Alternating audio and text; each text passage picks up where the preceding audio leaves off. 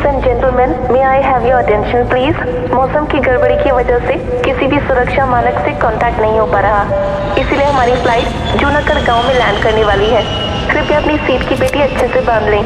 चिंता की कोई बात नहीं है, आज शाम को ही हमारी फ्लाइट टेक ऑफ करने के लिए बिल्कुल तैयार हो जाएगी और असुविधा के लिए खेद है। Ladies and gentleman, may I have your attention please.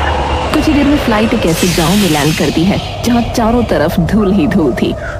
हरियाली के नाम पर रेत के टीले के बीच में थोड़ी बहुत घास नजर आ रही थी। ओह नो, ये कैसी जगह है? दूर दूर तक ना कोई ट्रांसपोर्ट है ना रहने की जगह। ये कैसा खंडहर गांव है? भला एयरपोर्ट के नाम पर सिर्फ एक सड़क बना रखी है और कुछ भी नहीं। बसंत देखता है कि सभी आसपास ही टेंट लगाकर रहने का जुगाड़ कर रहे हैं। शाम तक ये तो बात है, भला इसमें टेंट लगाने की क्या जरूरत है? और वैसे भी एक इंटरेस्टिंग जगह पर आ गया हूं मैं, शाम तक घूम फिर कर वापस आ जाऊंगा। ये सोचकर बसंत गांव के अंदर दाखिल हुआ।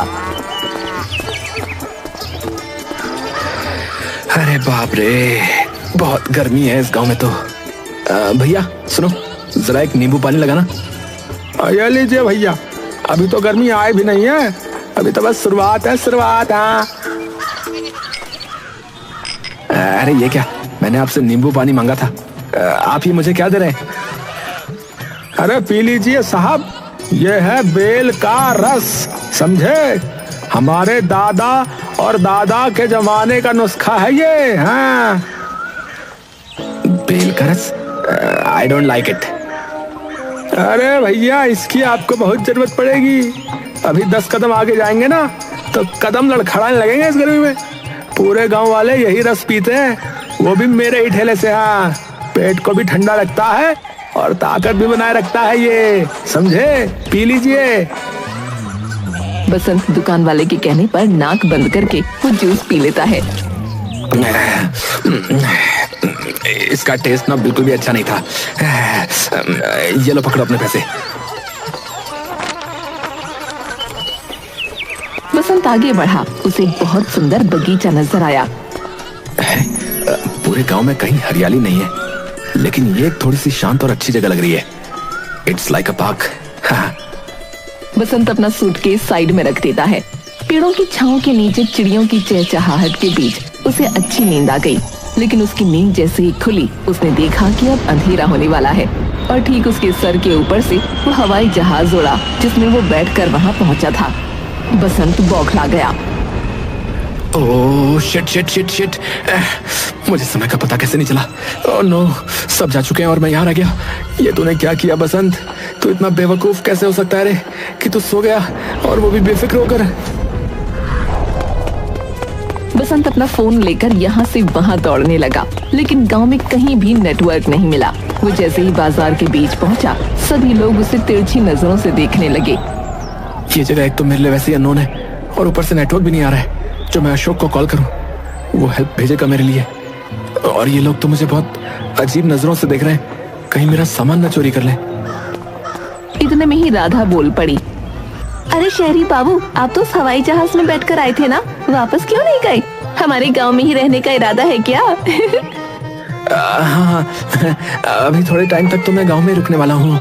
क्या ना, वैसे क्या यहाँ आसपास कोई होटल है? राधा मुस्कुराई। होटल के नाम पर आपको सिर्फ तबेले ही मिलेंगे। जी हाँ, यहाँ कोई आता जाता ही नहीं, तो होटल व्यापार तो यहाँ से चलने से रहा। लगता है आप गलती से यहाँ रह गए, वरना ऐसी ऊट-पटांग बातें तो यहाँ रुकने वाला कोई नहीं करेगा। गांव में होटल का क्या काम? बसंत और भी ज्यादा टेंशन में आ गया। अरे साहब, आप चिंता मत कीजिए, हम लोग अपने मेहमानों का अच्छा ख्याल रखते हैं। मैं आपको गेस्ट हाउस ले जाता हूँ। Oh my God, very impressive. मैंने तो सोचा ही नहीं था कि ऐसी जगह पर भी गेस्ट हाउस हो सकता है। चलो चलो भाई, लगता है तुम भगवान के भेजे हुए कोई फरिश्ते हो। उसके बाद राघव बसंत को गेस्ट हाउस के पास लेकर आ गया। बसंत ने देखा कि उसके सामने एक टूटी फूटी झोपड़ी है। उस झोपड़ी के बाहर एक लालटेन लटक रही थी। उस लालटेन के आसपास ढेर सारे मच्छर थे। गेस्ट हाउस कहाँ है? जी ये रहा हमारे गांव का सबसे अच्छा हाउस। ये है तो मेरी बुआ का, लेकिन वो पिछले हफ्ते ही चल बसी।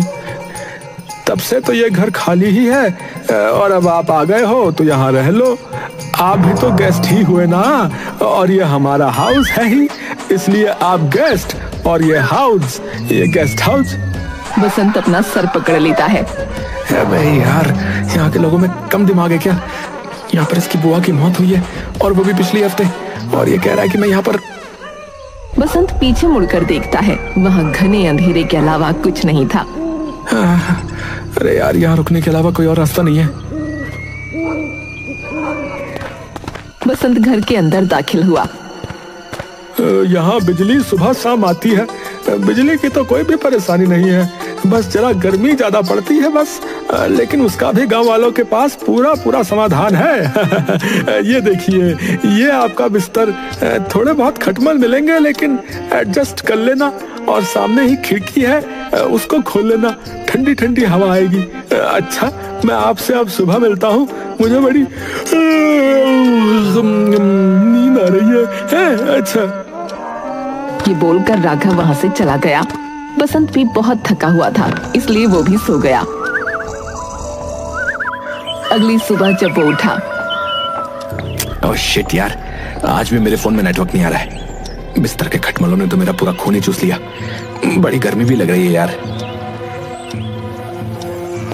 ऐसा कहते हुए बसंत झोपड़ी से बाहर गया। उसने देखा गौशाला के बाहर कुछ बच्चे खेल रहे हैं। उन सभी ने एक छोटा सा स्विमिंग पूल बनाया था, लेकिन उसके अंदर पानी नहीं, गोबर था।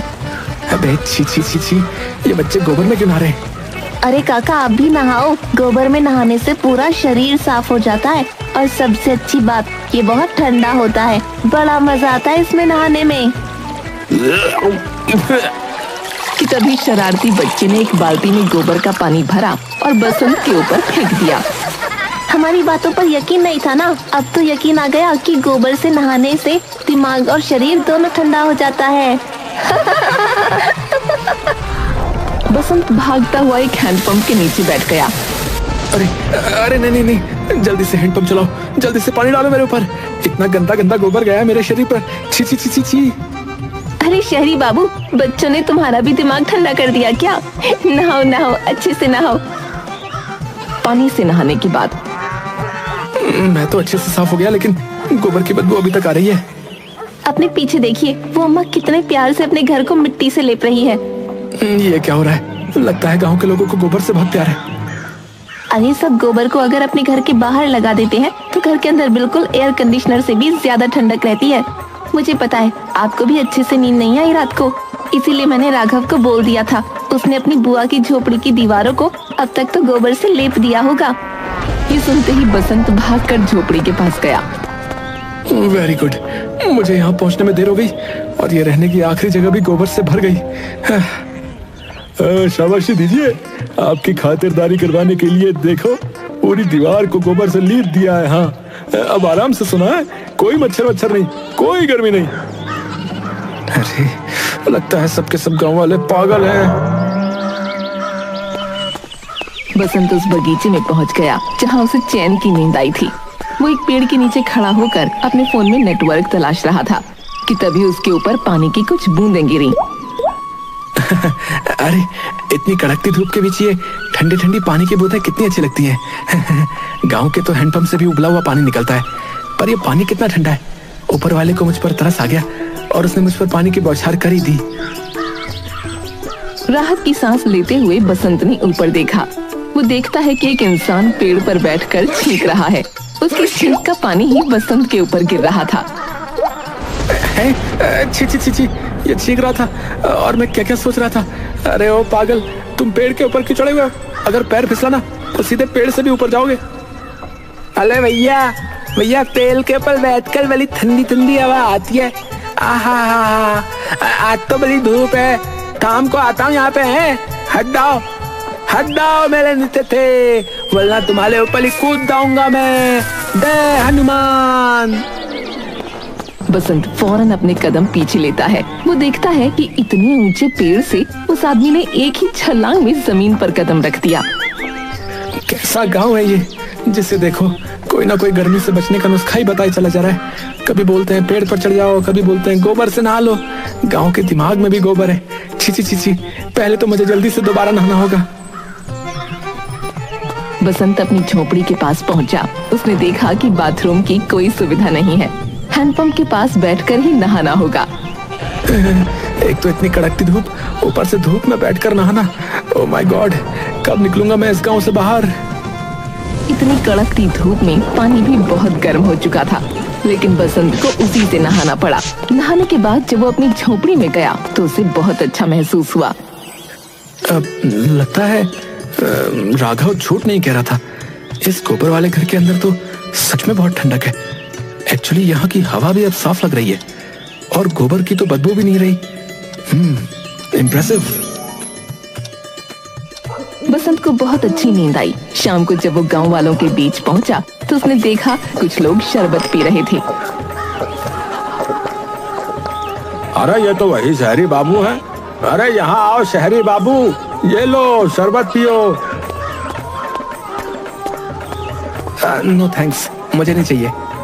अरे बाबा नाक बंद करो और सुलग जाओ, बता रहे हैं। ये सत्तू का जूस गर्मी के लिए बहुत अच्छा होता है। हाँ पियो पियो, मजा आएगा। गांव वाले जबरदस्ती बसंत को सत्तू का रस पिला देते हैं।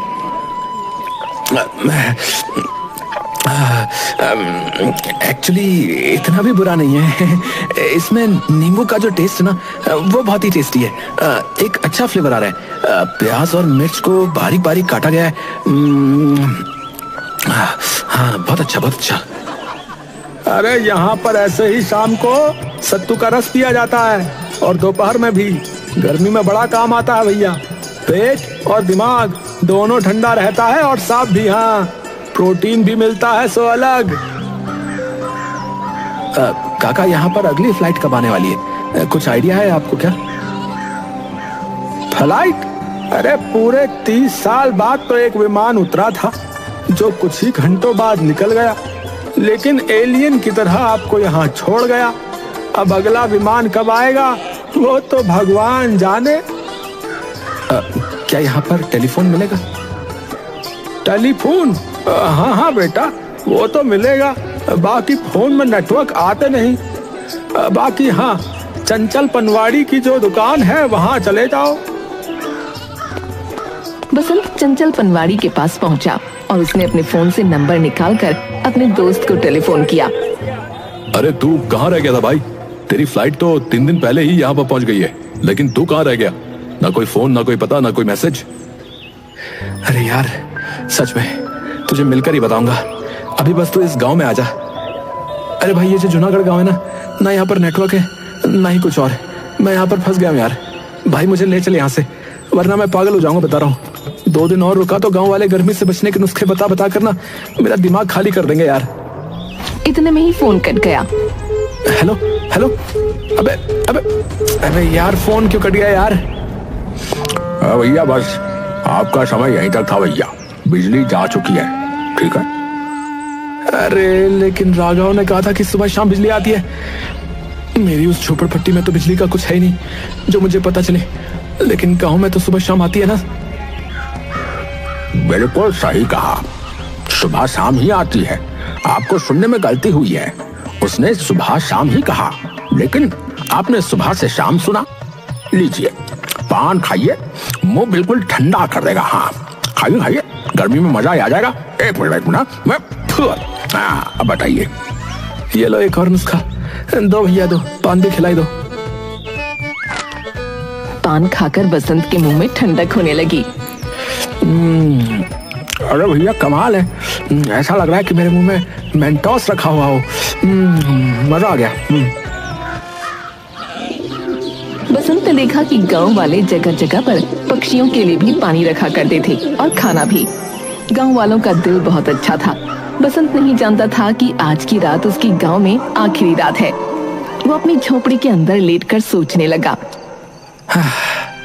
इस कमरे की ठंडक, इस गांव की शांति, चारों तरफ रेत ही रेत। गांव वालों का बात बात पर गर्मी से बचने के नुस्खे बता देना, ये सब इतना भी बुरा नहीं है। इस झोपड़ी में नींद तो बहुत अच्छी आती है। चलो सो जाता हूँ, सुबह सोचूंगा।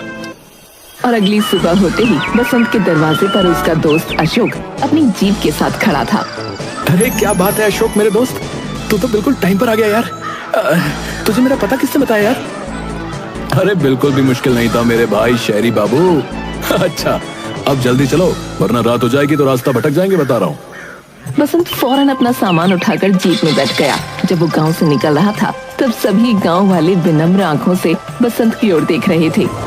बसंत उन सभी को अलविदा कहता है और अपने दोस्त के साथ शहर लौट आता है। Welcome home. कैसा लग रहा है वापस से शहर की तंग गलियों में आकर? और कैसा लग रहा है एसी के सामने सोकर? वैसे गांव में तो तुम्हारा बड़ा बुरा हाल होगा नहीं? ये तो तुमने सही कहा यार, अपना घर तो अपना ही घर होता है। लेकिन वहां भी ना मुझे यार सच बताऊं तो बड़ा अच्छा महसूस हुआ यार। वहां पर एसी नहीं है यार, लेकिन एसी की जरूरत भी नहीं है। हालांकि गर्मी बहुत पड़ती है, लेकिन गर्मी से बचने का हर एक पॉसिबल तरीका है यार, और हेल्दी भी है। मानना पड़ेगा यार गांव वालों को, वो बहुत स्मार्ट लोग हैं यार। उस रात बसंत सो रहा था, तब उसे ख्याल आया। अगली सुबह होते ही वो फौरन बैंक की तरफ रवाना हो गया। उसने बैंक से कुछ पैसों का लोन लिया था।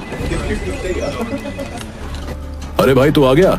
काम वाली बता रही थी कि तू बैंक गया है, लेकिन बैंक में तेरा क्या काम? थोड़े दिनों बाद सब बता दूंगा यार। इतने में ही अशोक ने देखा कि ट्रक भर भर कर गोबर मिट्टी बसंत ने घर के बाहर खड़ी करवा रखी थी। अरे तू पागल तो नहीं हो गया है? ये सारा सामान यहाँ क्यों लेकर आया रे? अरे तू बस देखता जा यार। बसंत को बैंक से लोन मिल चुका था। बसंत किराए पर एक जमीन लेता है और वहाँ पर काम करवाना शुरू कर देता है। वो मिट्टी के छोटे छोटे घर बनाता है और उनकी गोबर से लिपाई करवा देता है। उसे झोपड़ी के अंदर एक छोटा सा बेड, एक छोटा सा मटका और टेबल भी रखता है और एक मेन्यू छपवाता है। उस मेन्यू में सत्तू का जूस, बेल का जूस और ठंडा पान भी रखवाता है। थोड़ी सी पैम्पलेट छपवाने के बाद पूरे शहर में बंटवा देता है।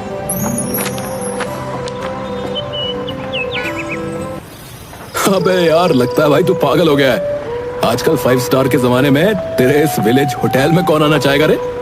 मिट्टी के घर में कौन रहना पसंद करेगा यार? और ये मेन्यू में क्या है? ओ बेल का जूस। भाई ये क्या है भाई? इतने में ही बसंत के पास कस्टमर का कॉल आता है।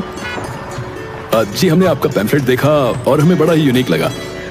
अब क्या है ना कि हम और हमारे बच्चे हर साल गांव तो नहीं जा पाते, पर आपने गांव का मजा शहर में ही दिलवा दिया, तो मजा आ गया। जल्दी से बता दीजिए कि आपके प्राइसेस क्या हैं? और ऐसे ही एक एक करके कस्टमर्स की लाइन लग गई। कुछ समय पहले तो कह रहा था भाई कि मैंने ठीक नहीं किया।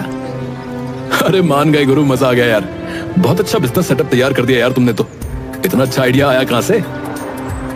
ये सब जूनागढ़ गांव वालों की वजह से है यार। तुम देखना, उस घर में जो भी गेस्ट आएंगे ना, खुशी से पागल हो जाएंगे। गर्मी का ऐसा इंतजाम कर रखा है कि वो भूल जाएंगे कि मार्च है या दिसंबर।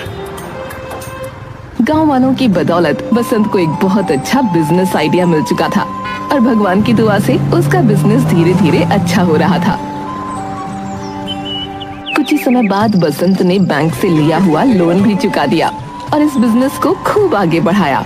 लोगों को गर्मी से बचने के लिए नुस्खे बहुत रास आ रहे थे।